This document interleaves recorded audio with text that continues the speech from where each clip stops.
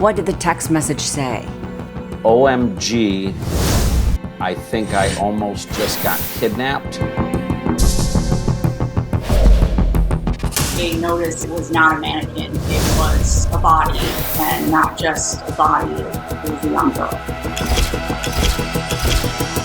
I just did not get a good feeling from him. I think we all knew in our bones that he was guilty.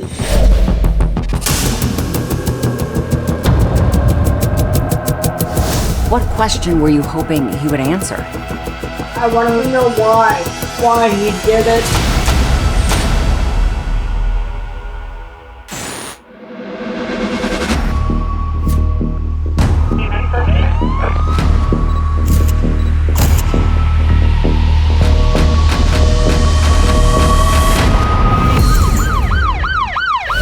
Hi, I'm Nancy O'Dell.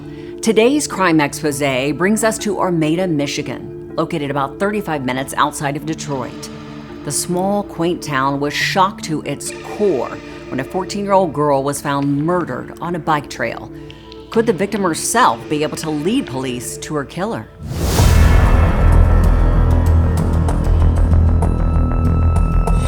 The date was July 24th. It was a typical summer day in the small town of Armada.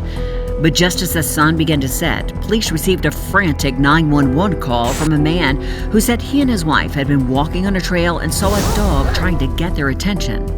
This dog then alerted them to something, and it initially appeared to be a mannequin. But as they went in for a closer look, they were shocked by what they saw.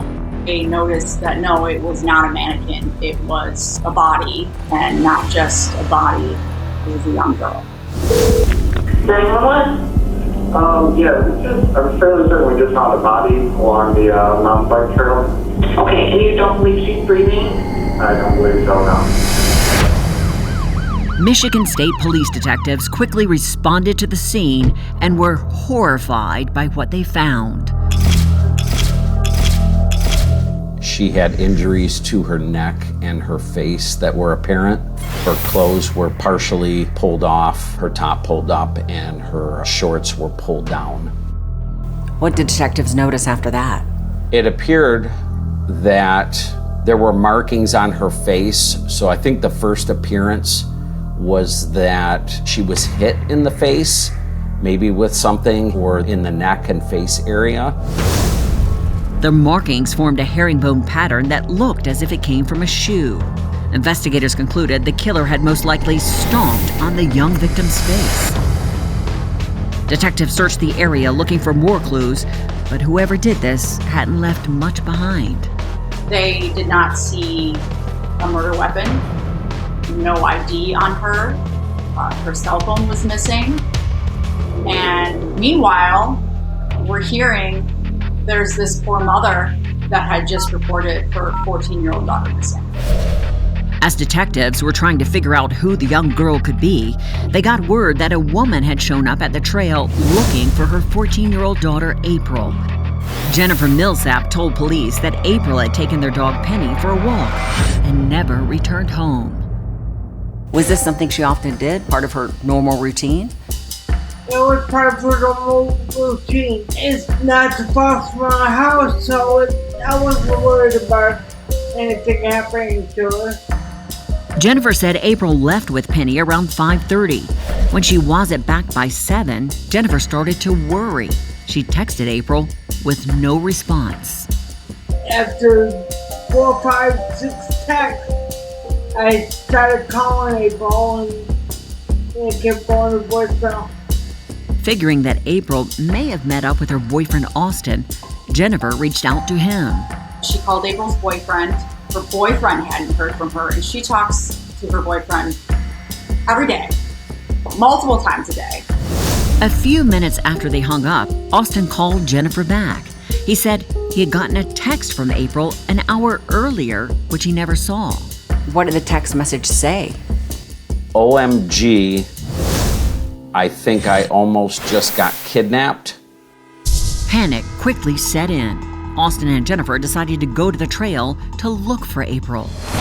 I went one way, Austin went the other way. Once we separated, Austin called me and said, I'm at this point of the trail and there is some police activity going on over here. Jennifer raced to Austin's location and told officers she was looking for her daughter and their dog. It was pretty obvious at that point. April was missing. She's a young 14-year-old girl. She was last known to be leaving and walking her dog. This couple had a dog alert them to this body. The sad truth became clear to everyone. The young victim found on the trail was 14-year-old April Millsap.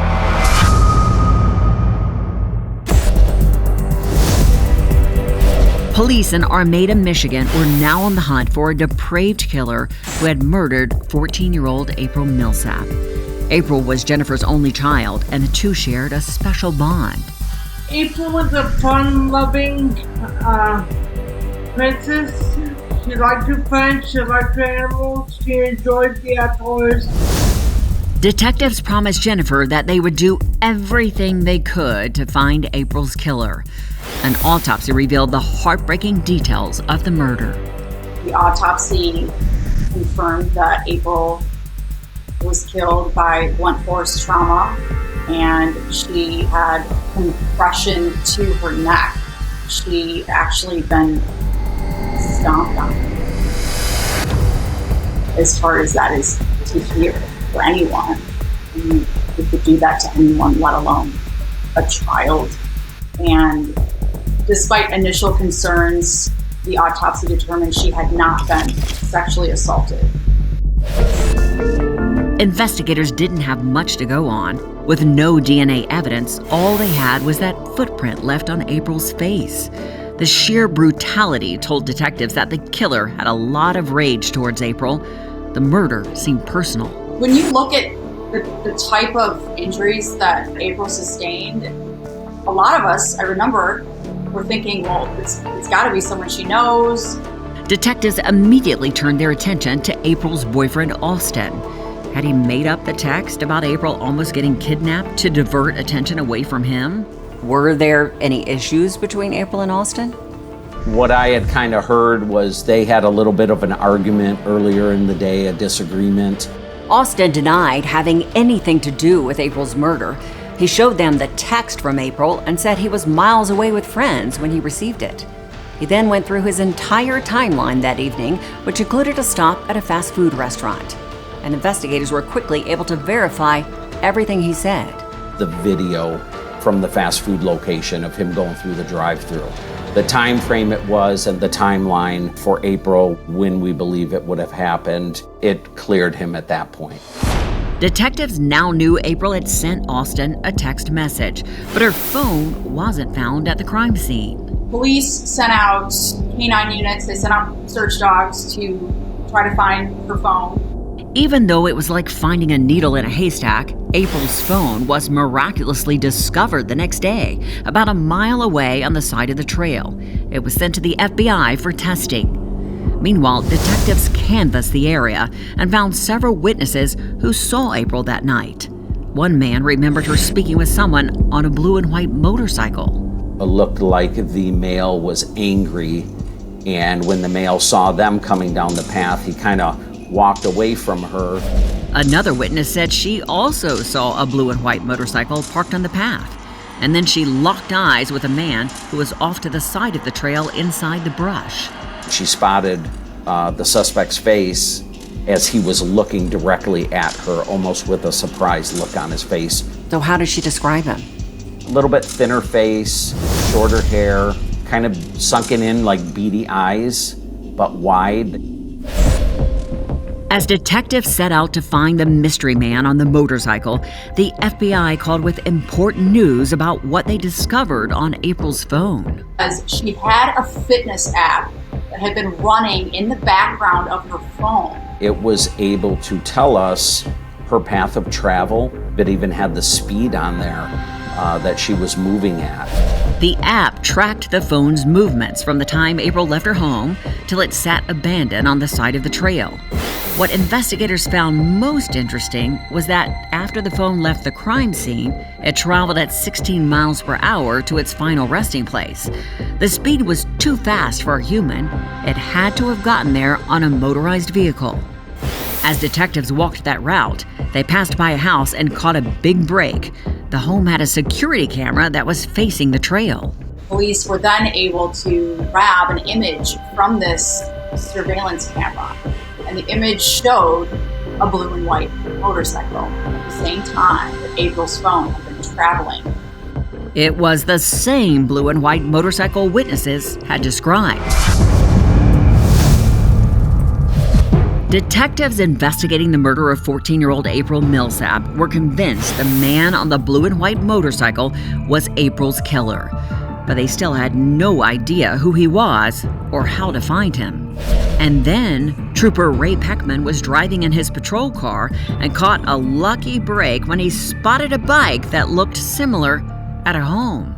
What did you do after seeing that bike?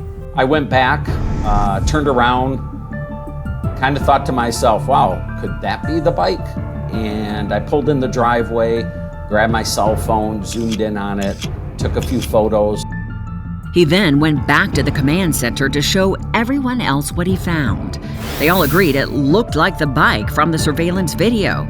He and another detective went back to the home. We went back to the house and made contact with the homeowner. The bike was not there when we got back. The homeowner explained that that was a buddy who had stopped by to see him.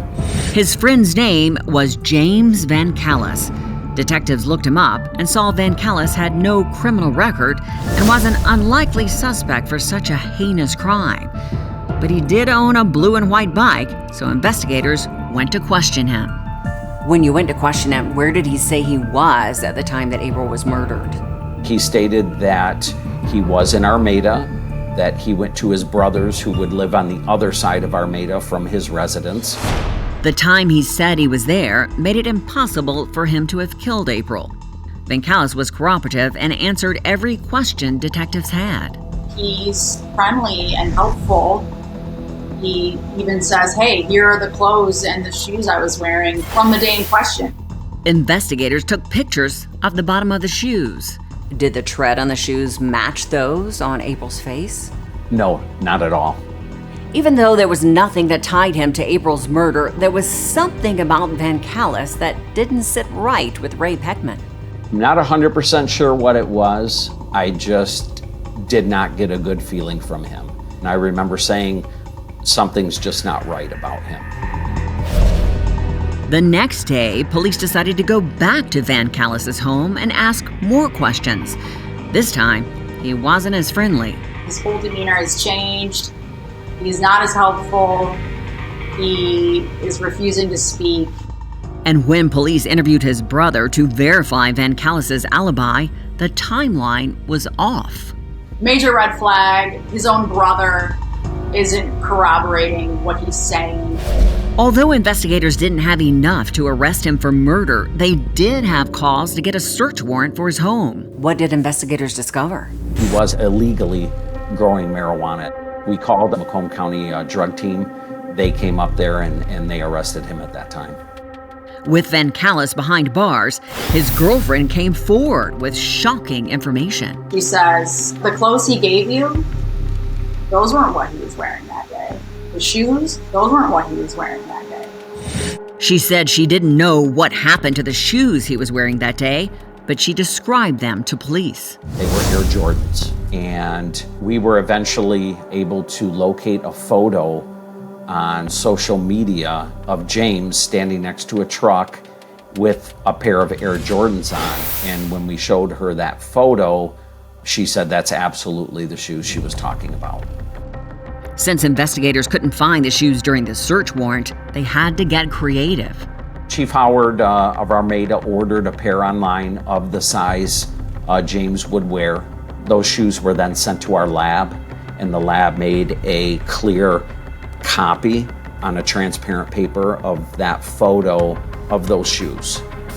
They then took a photo of April that would be real size, and they laid that template over her face and it was eerie how the tread pattern of the shoes lined up perfectly on her face and her neck. It was the evidence they needed to charge James Van Callis with first-degree murder.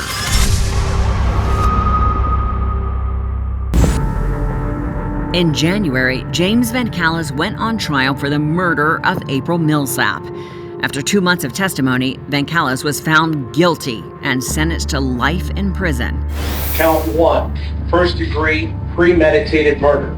We find the defendant guilty. Count 2, first-degree felony murder, guilty. Count 3, kidnapping. We find the defendant guilty. For April's family, the verdict was bittersweet. It was an empty justice because it wasn't bringing her back. She's never coming home. How do you describe what Van Callis did to your family? He just ripped our hearts out and stomped on them like he did her. He stole her future. He stole my future. Jennifer Millsap had hoped she would get answers as to why this happened, but Van Callis hasn't offered her any explanation. And to this day, he still maintains his innocence. Investigators believe he saw April on the trail and hit on her, but when she rejected him, that he became enraged and murdered her. The tragic case of April Millsap represents a parent's worst fear. While we trust our children to navigate certain aspects of life independently, our concerns often stem from the unpredictable and sometimes dangerous world they inhabit. Talk to your children about strangers. Explain what makes somebody a stranger, even if they have a familiar face. Tell them to stay away from people they don't know. Don't get close to them, and don't answer questions if someone is following them. And if someone tries to force them to go somewhere or into a car, they should run and scream. Have them practice using the buddy system with other children, and caution them not to play in deserted places. And if you have to send somebody else to pick up your child, say in the case of an emergency, have your child memorize a secret code word that lets them know it's safe to go with that person. Remind them to never give out personal information online, and to be aware of their online activities and chat room friends. Parents should also avoid posting identifying information or photos of their children online. The National Center for Missing and Exploited Children is a 24-hour hotline and can be reached at 1-800-THE-LOST. I'm Nancy O'Dell. For all of us here at Crime Expose, please join us next time and stay safe.